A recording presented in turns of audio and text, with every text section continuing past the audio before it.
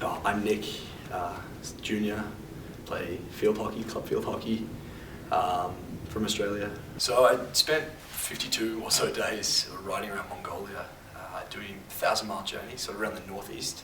It's called the Henty province, and I guess just wanted to, see the country. So to be honest, I'd never ridden a horse before I went to Mongolia, so that was probably something to learn real quick. But I guess just for the horseback riding, it was. Looking at it in hindsight, I know I couldn't have done it on foot. There were times when I did try and trek a bit and I could survive quite well. But once it got to like the harder bits, I was feeling a bit faint when I did walk for long periods of time. So I guess horseback was just a way of going long range quite easily. But it was also an opportunity to see Mongolia as a local would see it. Like they would be buzzing around on their horses whenever you walked around their herds, running, like galloping up and saying hi. So that was just, an opportunity to go face to face with the locals, or saddle to saddle. So originally, I'd sort of thought of the trip as a way to see Mongolia as, seeing how the nomadic people have interacted with the urbanization. It was sort of meant to be like a project or something. But I think that sort of all fell away when I realized that it was sort of a project to see, what made home for people. Like, you'd have nomads riding around on horses, going back to tiny tents at the end of the night, being like, this is where I live in the middle of nowhere. And so in the end, it sort of came to be just me seeing people, how they interact with the people around them, with me, and I guess with the world, and just seeing, how they become comfortable with their surroundings. I think the biggest takeaway was just having people around you is in itself its own benefit. Like, the Mongols would go and ride off with their friends just to go chase some horses or whatever, just for the fun of it. Like, they don't need TVs or Xboxes. It's just one-on-one interaction. I think on my trip I missed that the most, and coming back, so I sort of come to value friends, family that much more, and even the experiences. I can stand up straighter because of it. It's the feeling I can do this. Life goes on, but at the same time, enjoy while you have it. It sounded really deep. Oh God! I hadn't seen people for 2 or 3 days. Sort of following this, what they call the Genghis Trail. It sort of takes you from the northeast back down to Ulaanbaatar, and I was sort of going through wilderness, following a river path. Got a bit lost and ended up sort of going up towards this hill, and I saw a big storm in the distance, and there was lightning as well, and it sort of wasn't the best place to be in a lightning storm. Like, there wasn't really many trees up on hills that I could run away from and sit in the lowlands. So I tried to skirt it, but in the end it ended up right on top of me, and just there was pelting rain as well, and that was just generally frightening. So I was like crouched down in the middle of a field holding 2 horses' reins, getting them to not move. And probably the most frightening experience of my life was a tree about 50 or so yards to my left being hit by lightning, just in the corner of my eye, and the loudest boom ever. And that really kicked me off center for a good day or so.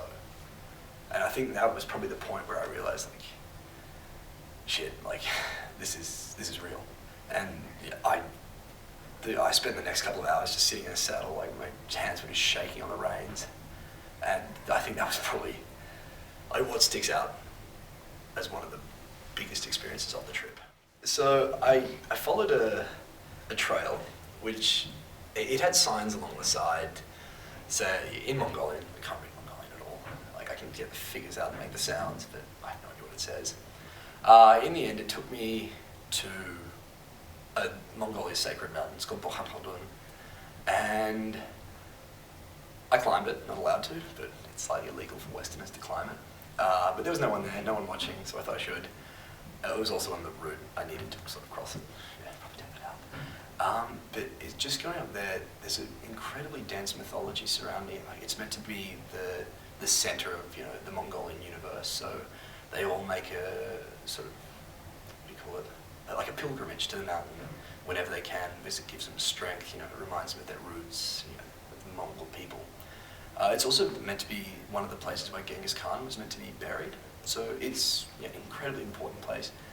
And I'd spent a while finding it. not gonna lie, got a bit lost for a couple of days.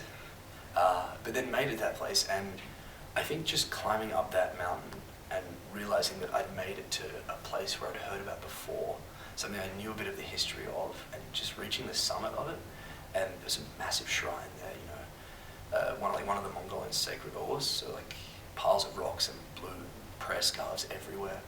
I think just reaching that point was probably my favorite place. Like, it had a great view, and it was just, the feeling that I'd made that first big point in the trip was definitely huge. So I brought my phone with me on the trip, and to be honest, I'd promised my parents I'd email like every couple of days, I'd hit up a Wi-Fi hotspot or something. That plan went to shit real quick, I'm not gonna lie. I managed to email once in about 50 days. So I had my phone not charged at all, but I thought I'd find like a PowerPoint.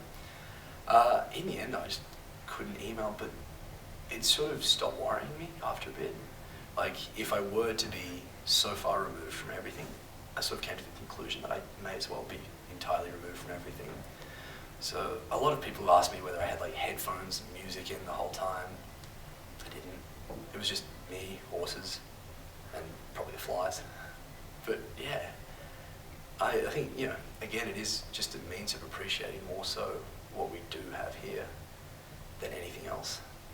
And that really drove that point home. When they first hear it, they're like, oh, Nick went off and went, riding around with a group of riders, and there must have been a tour or something through Mongolia. And I think that's probably what I would think first as well. Like, I never would think of any of my classmates going out and just one-manning it. But I think that probably is the main point that I do try and bring home. There wasn't anybody else there. Like, it's just me trying to entertain myself, going slightly insane along the way. And I think they're like, wow, shit, I probably wouldn't ever want to do that.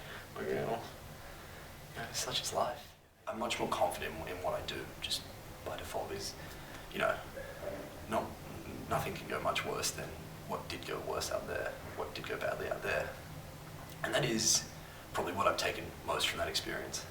That, even if something does go wrong in the long run, it doesn't really matter. Like, life goes on. So coming in to my leadership role as president of the hockey team, was it second semester freshman year, I sort of had to come to terms with what was in front of me. And I'm not going to say it was like a direct transfer of that, but that definitely helped. It was being malleable to what is around you is a huge part of any experience in club sports leadership positions, I think. Like, there's a definite established team culture to every team. Like, you can hear it at all the president's meetings. And coming to terms with that really taught me something in the long run. And I think that was definitely something I didn't think about in Mongolia. Or club field hockey. Yeah, I don't know, I think we've got a bright future. I think we might win spring nationals.